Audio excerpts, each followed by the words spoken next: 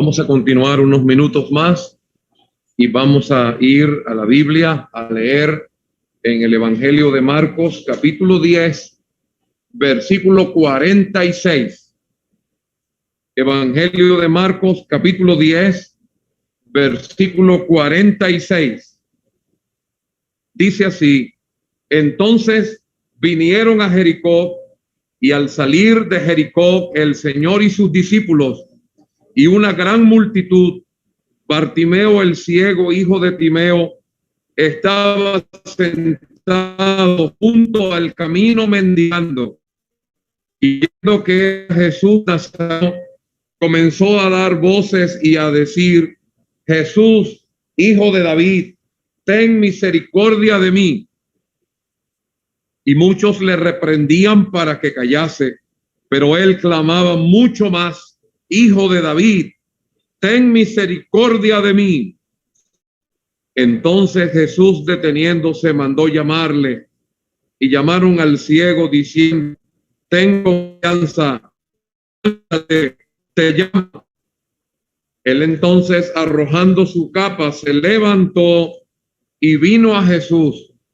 Respondiendo Jesús le dijo: ¿qué quieres que te haga? Y el ciego le dijo: Maestro, que recobre la vista. Y Jesús le dijo: vete, tu fe te ha salvado.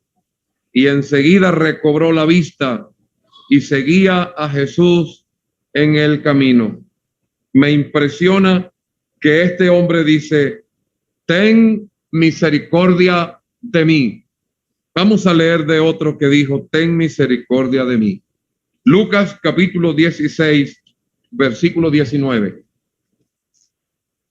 Lucas 16 y 19.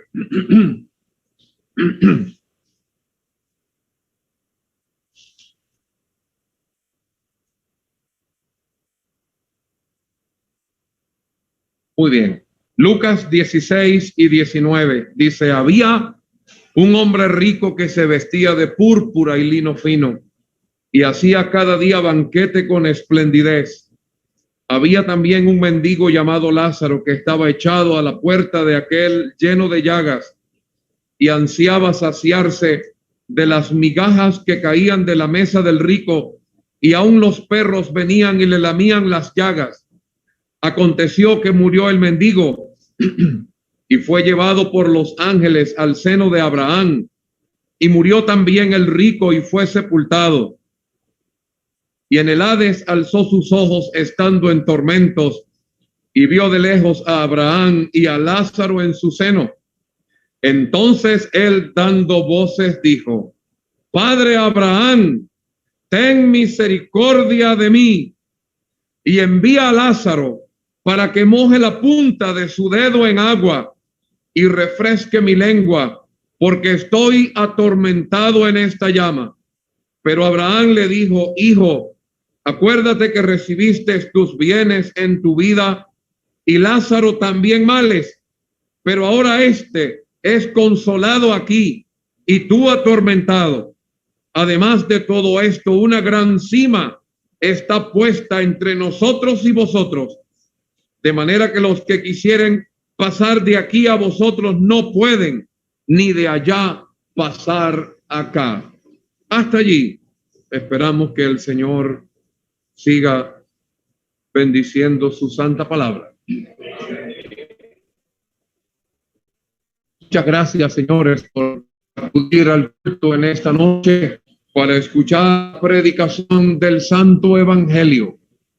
Quisiera pensar primeramente en este hombre llamado el ciego Bartimeo, en la palabra de Dios, y en tres cosas que, aunque él era ciego, podía ver mejor que los que veían físicamente. La primera cosa que estoy pensando es que él sabía, él miraba muy bien realmente quién era el Señor Jesucristo.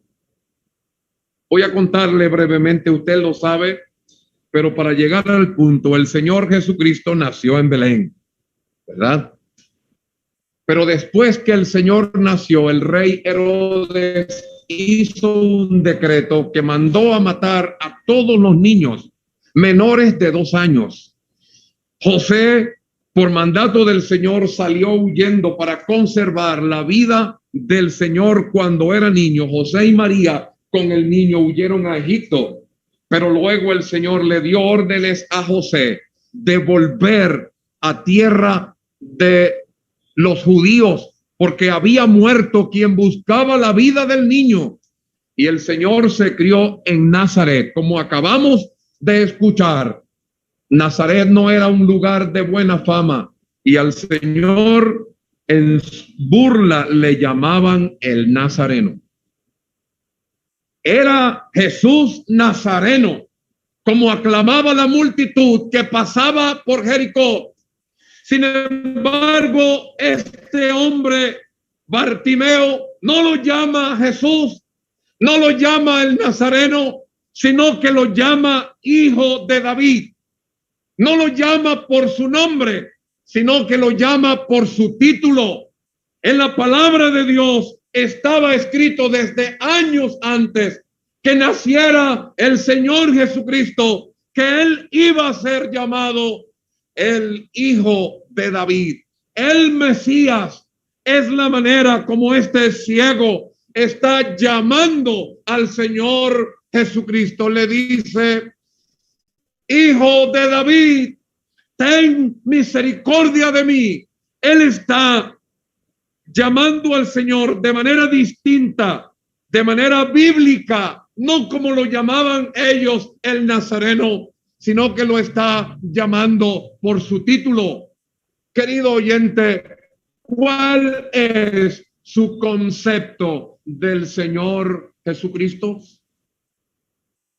Algunos lo llaman el niño Jesús, otros le dicen Jesucito, así he oído, y le hablan o lo llaman a él de manera despectiva, pero este hombre con mucha reverencia frente a lo que representaba la bendita persona de nuestro Señor Jesucristo, le llama Hijo de David. Vuelvo a decir, lo llama por su título. Él sabía muy bien quién era realmente el Señor Jesucristo. Cuando el ángel habló a la Virgen María, cuando le habló de cómo ella iba a ser abordada por el Espíritu Santo y que nacería de ella el que sería llamado el Hijo de David, y Dios le daría el trono de David su padre. El escritor a los Romanos habla del Señor Jesucristo, el Hijo de David, según la carne. Es interesante, mi querido amigo, y termino mi breve pensamiento de este hombre en llamar al Señor el Hijo de David, porque en esas palabras que él estaba diciendo estaba concentrado todo lo que representaba realmente el Señor Jesucristo. Vendría aquel que haría la obra de redención. Vendría aquel que iba a emancipar a Israel y a los pecadores. Vendría aquel el que iba a hacer la obra de la redención, el que moriría en la cruz por mis pecados y por tus pecados, mi querido oyente. Y cuánto deseamos con todo el corazón que usted tenga una buena apreciación esta noche de lo que realmente es el Señor Jesucristo. Él es el Salvador. Yo puedo decir con propiedad, Él es mi Salvador. Recuerdo claramente aquella tarde que fui salvo, que recibí a Cristo como mi Salvador personal. Este hombre tenía bien claro realmente quién era el Señor Jesucristo, pero este hombre tenía bien clara su oportunidad. El Señor iba pasando por Jericó, iba a salir de la ciudad, nunca más iba a volver a Jericó, y este hombre tenía bien clara su oportunidad. Y dice la Biblia que comenzó a gritar: Hijo de David, ten misericordia de mí. No puedo tener la misma impresión de aquel hombre en el momento cuando veía que la oportunidad se le escapaba. Y me imagino gritando a voz en cuello: Hijo de David, ten misericordia de mí. La gente no buscaba acercarlo al Señor, sino que más bien le reprendía para que se callara. Pero la Biblia dice que él clamaba mucho más: Hijo de David, ten misericordia de mí. Tenía bien claro el momento, su oportunidad. ¿Sabe qué me llama la atención muchas veces? Comienza un culto, a veces series de semanas de cultos, y personas que oyen el evangelio un día, una semana, a veces oidores del evangelio por años, y termina el culto y salen tranquilos, despidiéndose con una sonrisa y como que muy agradable, muy bien, y se van tranquilos a la casa y no hay angustia en el alma. Este hombre no estaba allí postrado de manera pasiva. Bueno, si yo voy a ser algún día libre de esta ceguera, yo voy a ser. Si el Señor se va a ocupar de mí, lo va a hacer aunque yo no haga nada. No, este hombre tenía bien claro su oportunidad y clamó en el momento preciso para aprovechar aquella oportunidad. Querida amiga, querido amigo, si supieras claramente que este día, que esta oportunidad es tu gran oportunidad de salvación. Me llama la atención el caso de este hombre que se angustió para ser salvo. No hay que esperar de manera pasiva. Los que esperan de manera pasiva para ser salvos nunca serán salvos. Para ser salvos hay que angustiarse, como se angustió este hombre que clamaba: Hijo de David, ten misericordia de mí. Pero el Señor escuchó el clamor de aquel hombre y mandó a llamarle. Yo quiero preguntarle, ¿qué es más importante? ¿Que este ciego clamara a Jesús o que el Señor lo oyera? ¿Qué es más importante?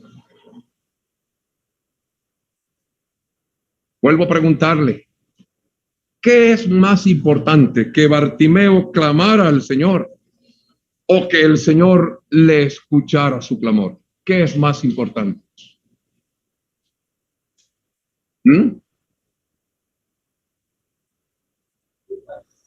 La segunda, ¿verdad?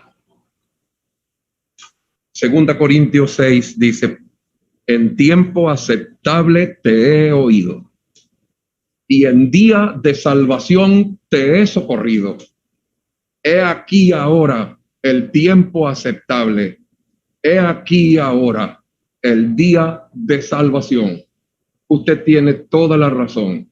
Era más importante que el Señor escuchara a Bartimeo que Bartimeo clamara al Señor. Cuán importante es que el Señor está dispuesto a escuchar el clamor, el ruego de un pecador perdido. En Jeremías capítulo 33, versículo 3, Dios dice: clama a mí y yo te responderé. No sé si aquí lo he dicho, pero quiero volver a contar lo que en varias veces he contado. Aquel señor Alejandro, yo iba a ayudarle a ordeñar las vacas en el ordeño de la tarde en aquella zona agropecuaria para que Alejandro me acompañara al culto de predicación del evangelio. Y volvía cada tarde, por más de un mes, cada tarde, ayudándole a ordeñar las vacas. Y volvíamos al culto después de terminar el ordeño. Una tarde yo le dije: don Alejandro, ¿será que oramos? ¿Usted permite que oremos? Y él dijo: bueno, ¿cómo no? Y buscó unos sacos vacíos del concentrado de las vacas y nos arrodillamos y yo oré. Nos fuimos para el culto, aparentemente no había pasado nada, pero don Alejandro traía las vacas en la madrugada del siguiente día, como a las 3 de la mañana, para empezar el primer ordeño. Pasó por esa esquina y él tenía una gran angustia, sabía que no era salvo, sabía que la oportunidad de ser salvo podía pasar sin que él la aprovechara y se podía perder por la eternidad. Y fue y buscó un saquito y se arrodilló en la misma esquina. Y fíjese lo que él le dijo al Señor. Él le dijo: Señor, yo tengo que ordeñar estas vacas, pero no voy a comenzar a ordeñar estas vacas hasta que yo no sea salvo. Yo necesito, Señor, ser salvo. Sálvame, Dios mío. Yo soy un pecador perdido y necesito ser limpio de mis pecados. Cuando Alejandro se levantó de ese saquito donde estaba arrodillado, se levantó con la convicción, con la plena seguridad de que él era salvo. Estoy seguro de que estamos aquí predicándole a personas que son gentes que leen la palabra de Dios, que son temerosos de Dios, y creo firmemente que con frecuencia usted clama a Dios. Hay muchas cosas que usted ha llevado y pone en la presencia de Dios. Le voy a preguntar, ¿usted le ha rogado al Señor específicamente por el perdón de sus pecados, por la salvación de su alma? Señor, sálvame. Señor, ten misericordia de mí. No me quiero perder. No quiero ir al infierno. Señor, ten misericordia de mí. A la luz de esta escritura, quiero animarlo, mi querido oyente. El Señor no se hizo esperar. El Señor le escuchó. El Señor inclinó su oído y escuchó el clamor de aquel hombre llamado Bartimeo y mandó a llamarle. Y le trajeron al ciego, diciéndole: ten confianza, levántate, te llama. Y aquel hombre arrojó su capa y se levantó, dice la Biblia, y vino a Jesús. El Señor le dijo: ¿qué quieres que te haga? Y él le dijo: Maestro, Señor, que recobre la vista. Y el Señor le dijo: recíbela, tu fe te ha salvado. Y enseguida recobró la vista y seguía a Jesús en el camino. El Señor no solamente hizo el milagro en la parte física de aquel hombre, curando sus ojos, sino que el Señor le salvó. Tu fe te ha salvado. Pero aquel hombre dijo: que recobre la vista. Tenía clara cuál era su necesidad principal. Entonces ese hombre veía bien quién era el Señor, veía bien su oportunidad, veía bien su gran necesidad. Pero hemos leído, y lo cito para terminar, el caso de aquel hombre llamado en la Biblia el hombre rico. Conmueve escuchar los clamores, los gritos de aquel hombre rico: Padre Abraham, ten misericordia de mí. Exactamente las mismas palabras de Bartimeo: ten misericordia de mí. Pero este hombre ya había cruzado la línea de no retorno. Aquel hombre había muerto en sus pecados. No había sabido aprovechar la oportunidad de ser salvo. Dios le había puesto como un mensajero a aquel hombre llamado, como la Biblia lo registra por su nombre propio, Lázaro. Pero aquel hombre había pasado la vida y juntamente con ella había pasado la oportunidad. Y creemos firmemente lo que el Señor dice, porque Él es el testigo fiel y verdadero. Él es el que estuvo muerto y vivió. Y el Señor trae una escena del más allá al más acá, para que entendamos para que usted entienda, mi querido oyente, que sí hay allá en el infierno los que están clamando misericordia.